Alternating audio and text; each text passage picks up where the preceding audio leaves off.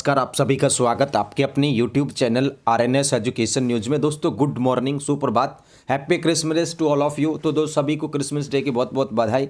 तो दोस्तों इस वीडियो में बात करने वाले हैं नर्सिंग तथा पैरामेडिकल भर्ती। एक अखबार में अपडेट आया, उस पर साथ में कल एक मैंने वीडियो अपलोड किया था और उस वीडियो में जानकारी तो आपकी भलाई के लिए दी थी, लेकिन उल्टा दाम मुझ पर ही पड़ गया। ठीक है, बहुत सारे लोगों ने वहाँ पर अपने कमेंट्स साझा किए हैं। उन कमेंट्स का भी जवाब दूंगा, किस तरीके के वो कमेंट्स थे और आगे क्या कुछ है, पूरी सच्चाई क्या है। 100 दिनों में नियुक्ति, उस बात को लेकर के ही कलेश पनप गया अब कि 100 दिन में आखिर क्या होगा। बहुत सारे लोगों ने वहाँ पर लिखा है आचार संहिता, लोकसभा चुनाव के सब कुछ बात करने वाले हैं। सबसे पहले खबर देखिए आज के फतेहपुर भास्कर की, सीकर में आता है ये। ठीक है, सीकर संस्करण में भी आप लोगों को एक खबर मिलेगी। नर्सिंग और पैरामेडिकल भर्ती अभ्यर्थियों के अनुभव प्रमाण पत्रों का होगा पुनर्सत्यापन। वैसे ये खबर काफ़ी बार आप लोग देख चुके हैं, ठीक है ना। ये खबर आप काफ़ी बार देख चुके हैं। पिछले 1-1.5 महीने से खबर लगातार किसी न किसी समाचार पत्र में, बेसिकली दैनिक भास्कर में तो आती रही है। ये इन्होंने कहा है कि भाई जनवरी के पहले सप्ताह तक जो है शुरू हो जाएगा अनुभव रीवेरिफिकेशन, और इसके लिए समस्त CMHO PMO जितने भी अधिकारी हैं, अनुभव जारी करता, उन सबको निर्देश यहाँ पे दे दिए गए हैं। ये आपके 8 संवर्ग की भर्तियां हैं और इनकी प्रक्रिया मई-जून 2023 में शुरू हुई थी। उससे पहले की मैं बात करूँ तो नवंबर-दिसंबर 2022 में भर्ती प्रक्रिया शुरू हो गई थी, लेकिन उसे बाद में स्थगित किया गया तमाम भर्तियों को और फिर नए सिरे से विज्ञापन निकाले गए। उसके बाद लगातार 7 भर्तियों का वेरिफिकेशन प्रोविजनल जो सूची है वो आ चुकी है। एकमात्र भर्ती है फार्मासिस्ट, उसकी प्रोविजनल सूची जारी नहीं की गई है, वो भी आएगी। तमाम जो 8 की 8 भर्तियां हैं वो पूरी होंगी। देखिए यहाँ पर लिखा गया है कि अलग अलग 20,000 पदों पर आवेदन मांगे गए थे। संविदा पर काम कर रहे अभ्यर्थियों को बोनस अंक दिए गए। अनुभव प्रमाण पत्र की अनिवार्यता की गई। संविदा पर काम करने वाले अभ्यर्थियों को CMHO PMO की ऑफिस की तरफ से अनुभव प्रमाण पत्र जारी किए गए थे। फर्जीवाड़ा रोकने के लिए अब इन अनुभव प्रमाण पत्रों के पुनर्सत्यापन के लिए सिफू ने फाइल मंगवाई है और पहले सप्ताह में जो है जनवरी के फर्स्ट वीक में अनुभव प्रमाण पत्रों का जो सत्यापन है वो यहाँ पर शुरू कर देगा सिफू, और वो 31 जनवरी तक जो है इनको निपटा लेगा। अब बात करते हैं भाई अपने इस वीडियो की, इस पर क्या कुछ तुम लोगों ने लिखा है वो सुन लो। मैंने ये वीडियो डाली थी और जो जानकारी थी उसके बिहाफ पर मैंने डाली थी, जानकारी का सोर्स भी बताया था। उसके बाद इस वीडियो पर कमेंट आ रहे हैं कि भाई साहब आपने गलत जानकारी दे दी है। कुछ कमेंट्स होंगे, ठीक है ना, कुछ प्रूफ मांग रहे थे कि प्रमाण दीजिए और कुछ लिख रहे थे। सबसे ज़्यादा सवाल आए थे 100 डेज में तो लोकसभा की चुनाव की आचार संहिता लग जाएगी। ठीक है, पहली बात, जब अगर आप लोगों के 100 दिन के कार्य दिवस में ये योजना चालू है, जब आप लोगों की जो है मेरिट लिस्ट आचार संहिता से पहले आ जाएगी, तो किस आधार पर आचार संहिता में नियुक्ति रुकेगी। एक और सबसे बड़ी बात, चुनाव आयोग जो है आचार संहिता का ही जवाब दे देता हूं पहले तो आप लोगों को। आप लोग कह रहे थे ना, वो देखिए 10 मार्च या 11 मार्च को आचार संहिता लगेगी। ठीक है, 10 मार्च पिछली बार लगी थी, 2019 के 11 मार्च के दिन आचार संहिता लगी थी, चुनाव की घोषणा की गई थी 11 मार्च। तो अभी भी अगर आप उसी डेट पर रहें, 11 मार्च तक ही रहें, तो आप ये मान के चले अभी काफ़ी वक्त है। ठीक है, दिसंबर आप लोग कंप्लीटली पूरा समझे, जनवरी, फरवरी और 10 मार्च 70 दिन हैं। कितने हैं? 70 दिन। अब 31 जनवरी तक तो सिफू ने खुद ने ही टाइम मांग रखा है कि वो 31 जनवरी तक होल्ड, परिवेदना, तमाम चीज़ों को वेरीफाई करेगा। अब ये बता दो मेरे को तो भाई 31 जनवरी से पहले किस आधार पर तुम्हें नियुक्ति मिल सकती है। मैंने पहले भी अपने तमाम वीडियोज में ये जानकारी दी है कि भाई 31 जनवरी से पहले तो कुछ होगा नहीं। ठीक है, अब ये तो है नहीं कि इस 31 दिसंबर को नियुक्ति मिल जाएगी या 31 जनवरी के बाद अगले 1 फरवरी को नियुक्ति मिल जाएगी। ठीक है ना, तो टाइम तो लगना है। ठीक है, 31 जनवरी तक अगर चिकित्सा विभाग सिफू जो है अपने सारे काम कर लेगा तो फिर क्या टाइम लगेगा। और 100 दिनों का मतलब, ये जो 100 दिन है ना, इसका मतलब ये नहीं है कि 100वें दिन ही मिलेगी। क्या इसका मतलब ये नहीं है कि 100वें दिन में मिलेगी। ये एक मिनिमाइज डेज फिक्सिंग है कि इतने दिन के अंदर ये काम हमें करने हैं। ठीक है, ये प्राथमिकता का क्रम है कि 100 दिन के अंदर करना है।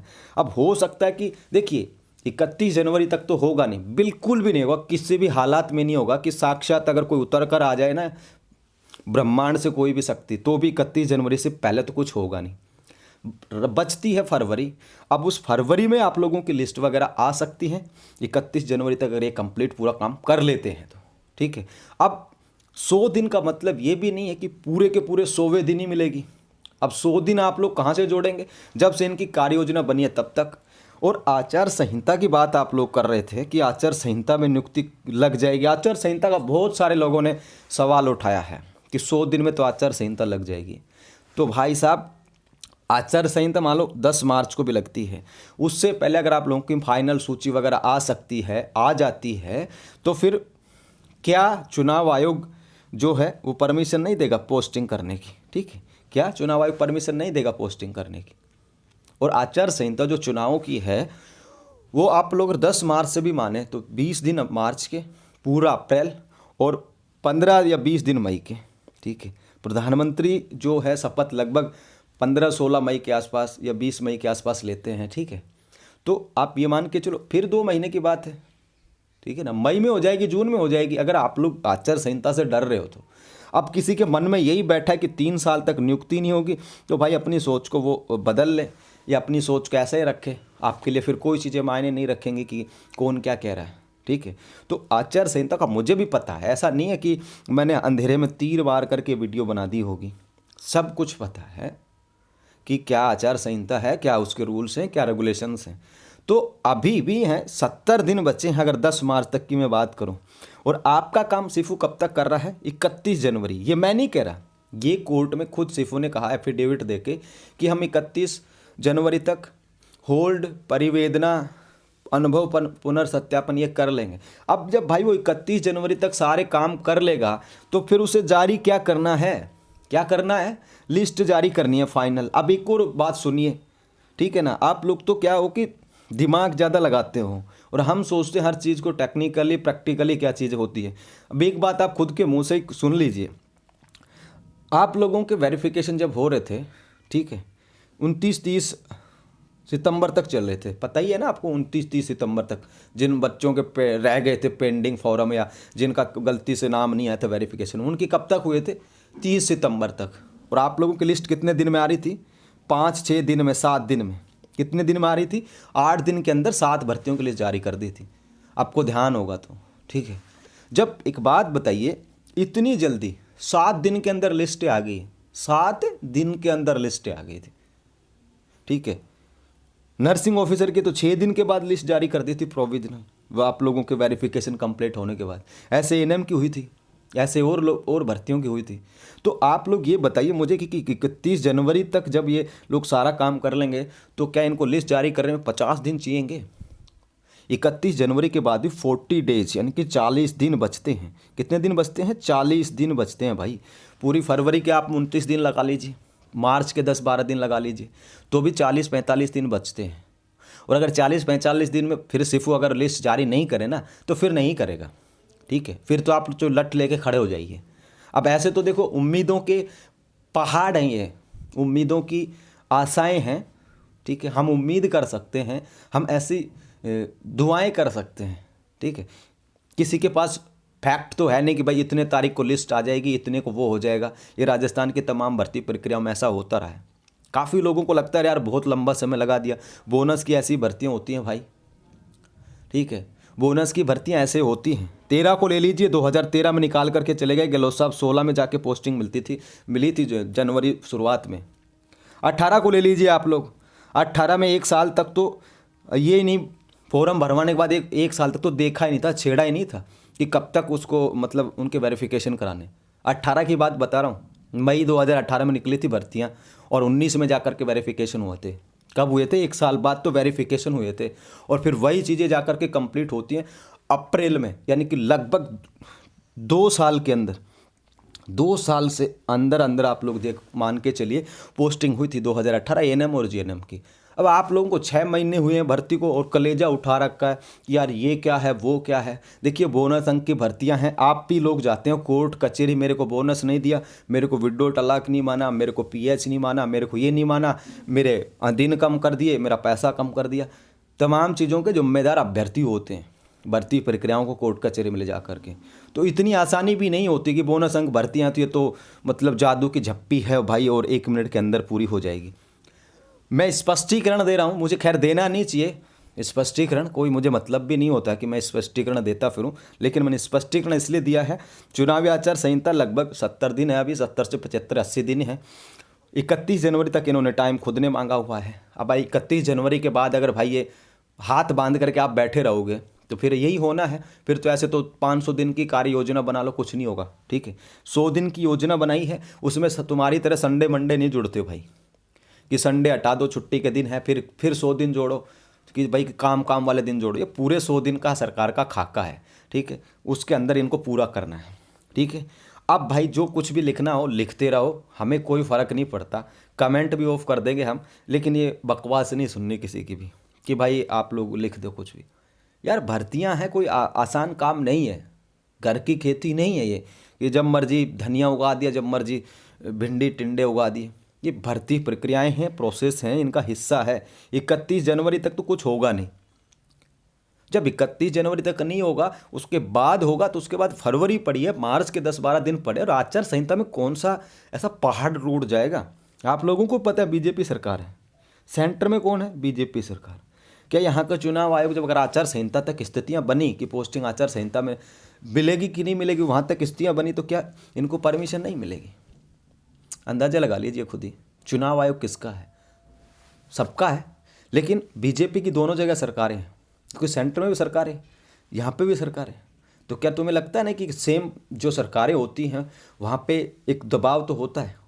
ठीक है, हालांकि चुनाव आयोग निष्पक्ष होगा, लेकिन आचार संहिता की अगर स्थिति पहुँचती है तो वहाँ से परमिशन भी मिल सकती है। तो ऐसा बिल्कुल भी नहीं है कि आचार संहिता लग जाएगी तो बस सब कुछ बंद हो जाएगा।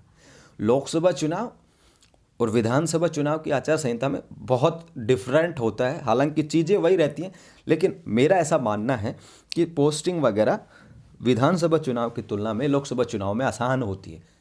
फेज़ में आएगा चुनाव, कई फेज़ में आएगा, फेजेज में आएगा, 5 चरणों में कराएं पूरे देश में, 6 चरणों में कराएं। ठीक है, मान लो अपना चरण हो सबसे लास्ट में, हालांकि आचार संहिता चुनाव की घोषणा के साथ ही हो जाती है पूरे देश में, लेकिन फेजेस का अंतर पड़ेगा और सरकार भी चाहेगी पोस्टिंग देना।